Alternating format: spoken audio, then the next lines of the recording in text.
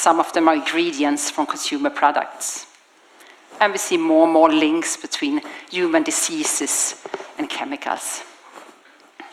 And also, if we're looking at the Sustainable Development Goals for 2030, the goals connected to chemicals do not go forward.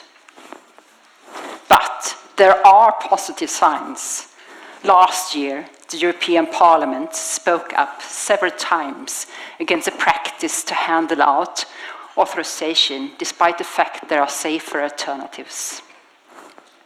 Brand after brand are publicly announcing ambitious chemicals management strategies, reaching far beyond legal compliance. And some chemical producers are planning for a future without a toxic portfolio. So where are we?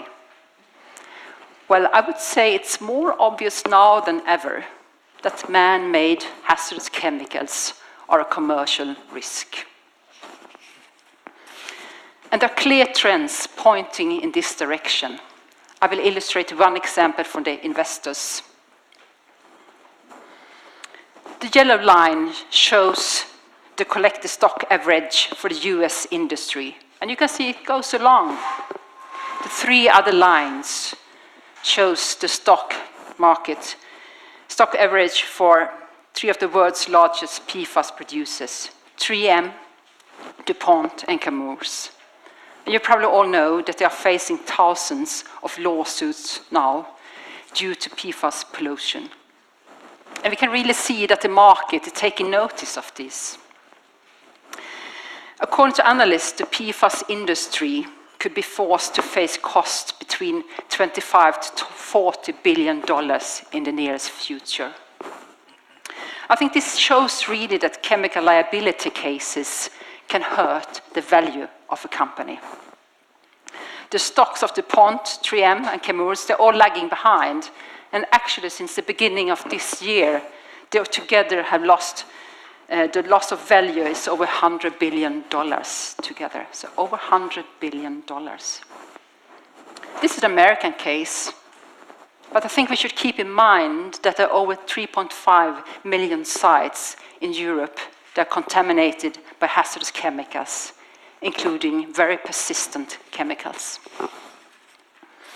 So, if hazardous chemicals are a bad investment, where can the possibilities be to make future profits be found?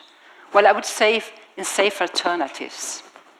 And this is also in line with the second trend I would like to highlight that supports the fact that that hazardous chemicals are a commercial risk. Downstream users of chemicals are getting more and more knowledgeable and more demanding when it comes to chemicals. This was not the case for some years ago. And they're getting more and more into positive lists instead of RSLs. Some of them want to know exactly what is in the products, and they want to make the choice on their own which chemicals they're having in the products.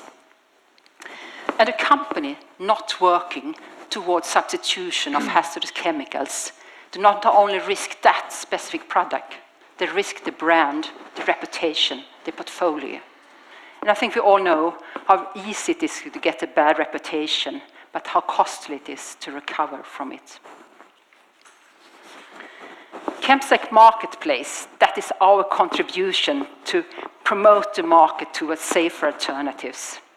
We develop it on request from downstream users. They wanted to have a place where they can find alternatives easily. And therefore we developed this dirty and quick dating site between chemical producers and downstream companies. And well over 100 chemical producers are advertising close to 300 chemicals today. Another change connected to world's sustainability challenges is the perception of consumer liability. Who is responsible for saving the world? Some years ago, the newspapers were filled with advices for consumers: buy that product, don't buy that product, you have to recycle it like that and that. But today, I would say, we are turning much more and looking into the companies. And sustainability as a slogan without concrete actions is not functioning anymore. So yes, man-made hazardous chemicals are a commercial risk today on the doorstep of 2020. At the same time, the petrochemicals are becoming the largest drivers of global oil demand in front of cars, planes, and trucks, according to a major study done by the International Energy Agency. And as you can see up here, actually, petrochemicals are set to account for more than a third of the growth in world oil demand to 2030, and to nearly the half by 2050. And I think we all can feel this is not possible for the climate. This is a way that we can't go. So how?